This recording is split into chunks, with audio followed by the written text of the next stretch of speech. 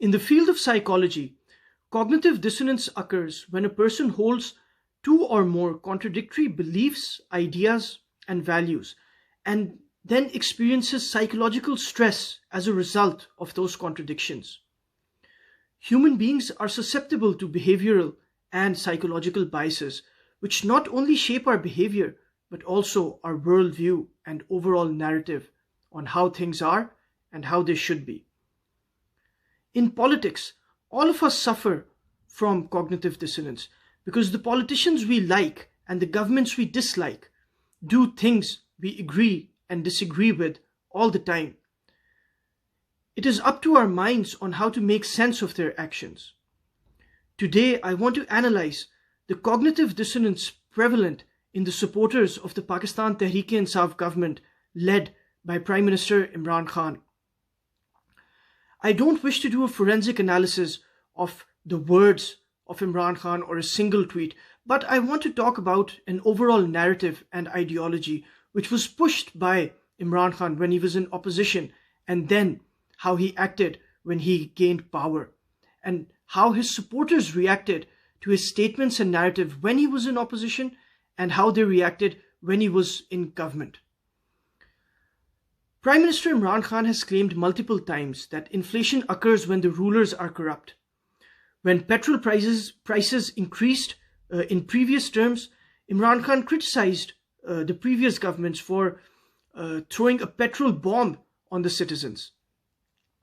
He has tweeted several times and said that this is unfair to the masses and the government should have different priorities which considers the interests of the poorest of the poor Pakistanis. However, yesterday, the Pakistan Tehreek-e-Insaf government increased the petrol price by over 25 rupees per litre, the biggest single increase in petrol prices in the history of Pakistan. The supporters of PTI had a different decision to make. Were they in favor of increase in basic utility prices or not? 2 years ago, Imran Khan had criticized governments for doing the same thing. And today, when his government has done it, his supporters have to support it. And thus, they enter a state of cognitive dissonance in which a lot of psychological stress is experienced due to the contradiction between both of these statements. In a similar way, Imran Khan raised a lot of hue and cry over corruption by previous governments. His entire narrative could be summed up in one word, and that was corruption and the fight against corruption. However, Imran Khan's own government is muddled by various corruption allegations.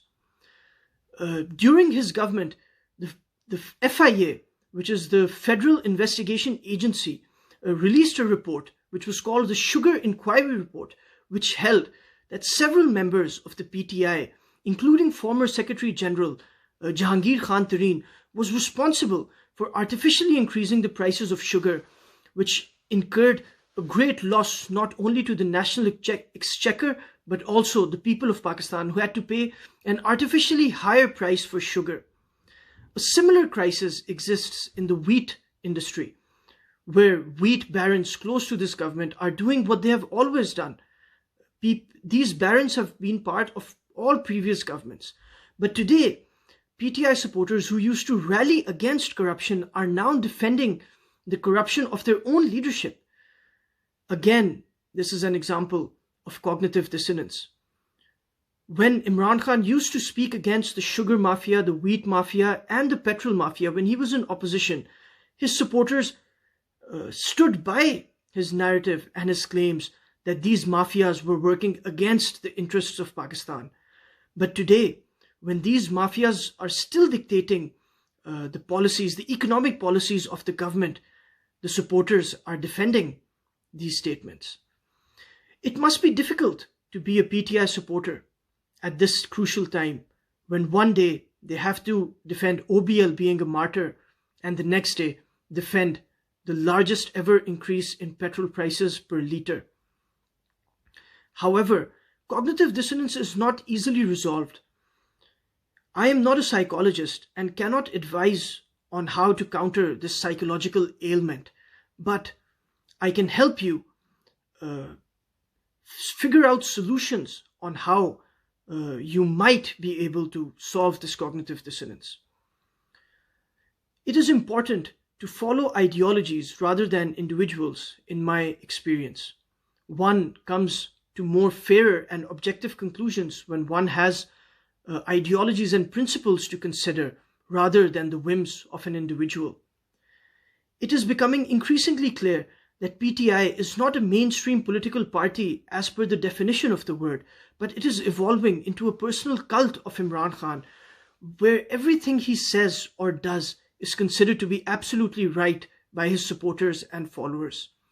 Once upon a time, the great Khan said that taking U-turns on policy decisions was the mark of great leaders. And then his supporters agreed with this decision, that saying that U-turns is the policy of the best leaders in the world, like Napoleon. This was their claim. In many previous interviews, Imran Khan has said that a clarity of policy is required to run a successful government.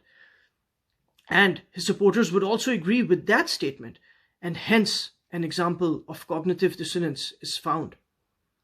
I appeal to all political workers to genuinely analyze and consider their leadership and their actions, because their actions have the power to determine the future of our great country.